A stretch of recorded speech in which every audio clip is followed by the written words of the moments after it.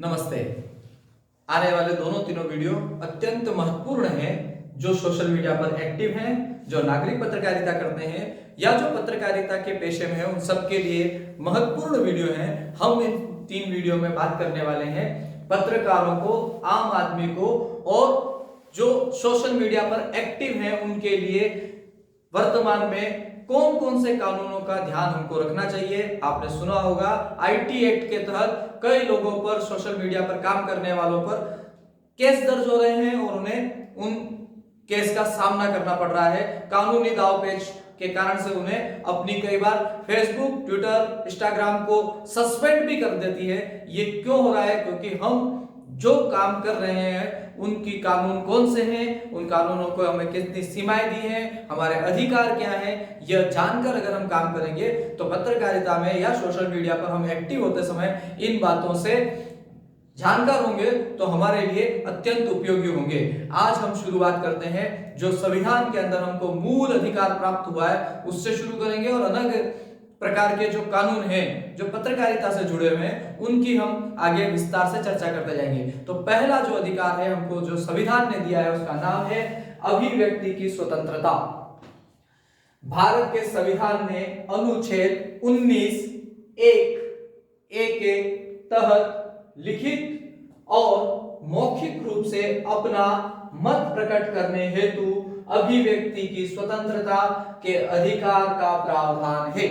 भारतीय संविधान में हमें अपना मत, अपना विचार बोलकर या लिखकर प्रकट करने का जो अधिकार दिया है वो अनुच्छेद 19 ए के तहत हमें यह अधिकार प्राप्त हुआ है। किंतु अभिव्यक्ति की स्वतंत्रता का अधिकार निरपेक्ष व युक्ति निर्बंध है। स्पष्ट कहा जा रहा है यहाँ पर निरपेक्ष और युक्ति निर्बंध है, स्वतंत्र नहीं है, स्वच्छंद नहीं है, उसमें कुछ सीमाएं हैं, उसके कुछ प्रावधान है। आप अपनी बात कहिए, अपने विचार प्रकट कीजिए, लेकिन उनको एक अनुशासन, एक मर्यादा के साथ कहने का और किस किस विषय में सावधानी बरतने का है वह भी इस अनुच्छेद में स्पष्ट किया गया। और आगे 19(2) के तहत इसको बहुत विस्तार से भी व्याख्या की गई है। अभी हम बात कर रहे हैं, इसमें एक महत्वपूर्ण बात यहां लिखी है मैंने, प्रेस पत्रकारिता को भी इसी अनुच्छेद के अनुसार ही प्रदत्त अधिकार है। यानी जो मीडिया है पूरा वह भी 19 ए के तहत ही काम करता है। यानी मीडिया का अधिकार और आम आदमी का अधिकार समान है और उस अधिकार का नाम है अभिव्यक्ति की स्वतंत्रता।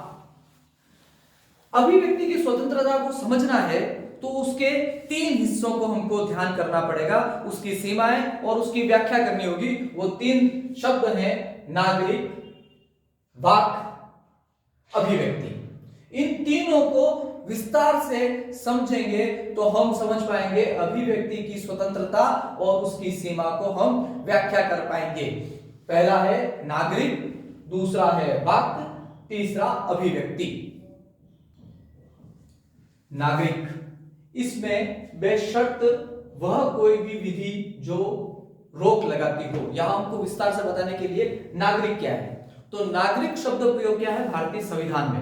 पहला जो शब्द प्रयोग किया है नागरिक, यहां व्यक्ति उपयोग नहीं किया है। यानी भारत का नागरिक होना अनिवार्य है अभिव्यक्ति की आजादी के लिए। वो विदेश में है तब भी उसको यह अधिकार प्राप्त है, लेकिन वहां की कोई विधि उसके विरुद्ध ना बोले, इसके लिए यह उसमें स्पष्ट किया गया है। वाक, वाक को एक सरल शब्द में कहें, बोलने, भाषण देने, बात कहने के लिए जो बोलकर कहा जाएगा वो अधिकार हमको प्राप्त है।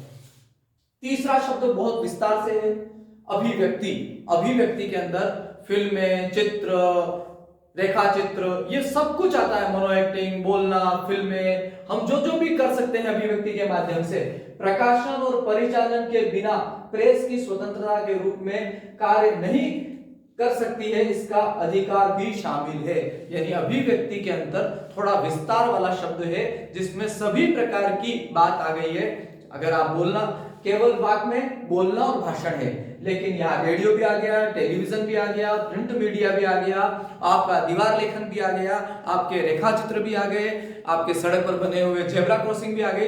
यानी अभिव्यक्ति जिस चीज से हम कर सकते हैं वो सब प्रकार की स्वतंत्रता जो समाचार पत्रों में एक छोटे से कार्टून के रूप में छपती है, जो व्यंग्यकार लिखते हैं, वह भी इसमें शामिल है। यानी अभिव्यक्त करने का जितना भी अधिकार है इसमें दिया गया है। तो नागरिक वाक अभिव्यक्ति, नागरिक मतलब भारतीय नागरिक होना, उसको विदेशों में भी अधिकार प्राप्त है, लेकिन उसका वहां के कोई विधि उसके उल्लंघन का साथ न जुड़ती हो।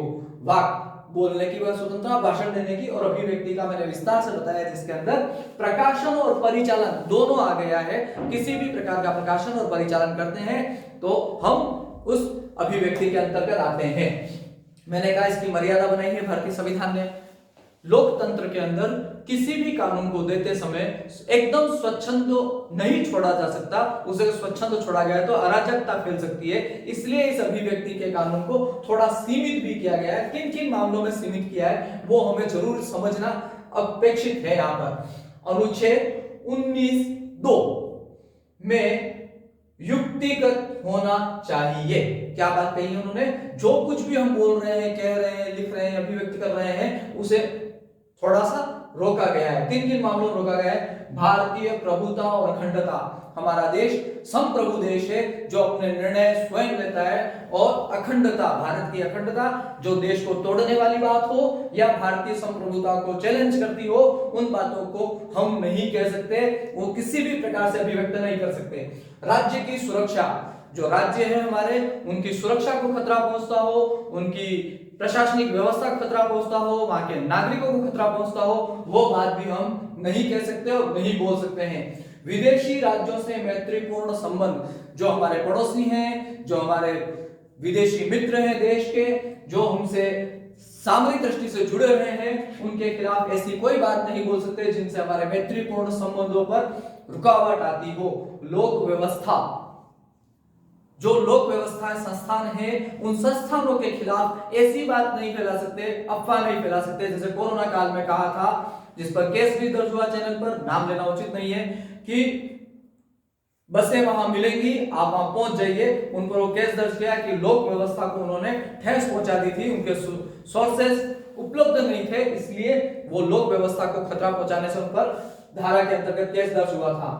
शिष्टाचार, शिष्टाचार और सदाचार, ये दो शब्द प्रयोग यहाँ किए हैं। यानी ऐसे फोटो, ऐसे वीडियो, ऐसे वाक्य जो आपत्तिजनक आते हैं, जो हमारी संस्कृति के साथ या हमारे परिवेश के साथ मैच नहीं खाते, उनका प्रचारण और प्रसारण करना भी हम पर थोड़ा सा अंकुश लगाता है। न्यायालय अवमानना, न्यायालय में चलने वाले केस, न्यायालय के द्वारा दिए गए निर्णयों को चैलेंज करना, उनके विषय में बोलना, न्यायालय की अवमानना का अंदर आता है। मानहानि, किसी व्यक्ति की प्रतिष्ठा को बिना किसी प्रमाण के बोल देना, उसकी प्रतिष्ठा को दांव पे लगाना, मानहानि आती है। और आपराधिक उत्पीड़न, ऐसे आपराधिक उत्पीड़न का मतलब है किसी को उकसाना, जिसमें आत्महत्या करने के लिए केस दर्ज होते हैं। कई बार आपने धाराएं सुनी होगी, मैंने फेसबुक पे ऐसा लिख दिया, सामने वाला वो अपराध करने के लिए उत्पीड़न हुआ उसका, और उसके उत्पीड़न में वो अपराधी हो जाए। ऐसे 9 जो ये अनुच्छेद के अंतर्गत गए 19(2) के अंतर्गत वाक्य और अभिव्यक्ति के अंतर्गत ऐसे 9 प्रावधान किए गए हैं। ये संविधान के अंदर ही लिखे हुए हैं। फिर भारतीय दंड संहिता और अन्य कानून है, उन पर व्याख्या करेंगे। ये 9 विषय मैंने अभी यहाँ लिए हैं, उसमें से न्यायालय अवमानना, मानहानि, आपराधिक उत्पीड़न, भारतीय प्रभुता अखंडता, ये सब सरलता से हम समझ सकते हैं। यानी लोकतंत्र में अभिव्यक्ति की आजादी को मिलने के बाद भी इन 9 विषयों से साथ हमको रोका गया है। इन पर लिखते समय, बोलते समय, विचार करते समय या अपनी किसी भी प्रकार की अभिव्यक्ति देते समय सावधानी पूर्वक हमें शब्दों का चयन करना चाहिए, चित्रों का चयन करना चाहिए। और जो हमारे राष्ट्रीय प्रतीक है ही भारतीय प्रभुता और अखंडता, जो हमारे मान बिंदु हैं, जो हमारा तिरंगा है, जो हमारे राष्ट्रीय प्रतीक चिन्ह है, उनके प्रति भी लिखते हुए सावधानी बरतनी चाहिए। ये अभिव्यक्ति के कानून के विषय में आता है। अगले कानून की बात हम अगले वीडियो में करेंगे।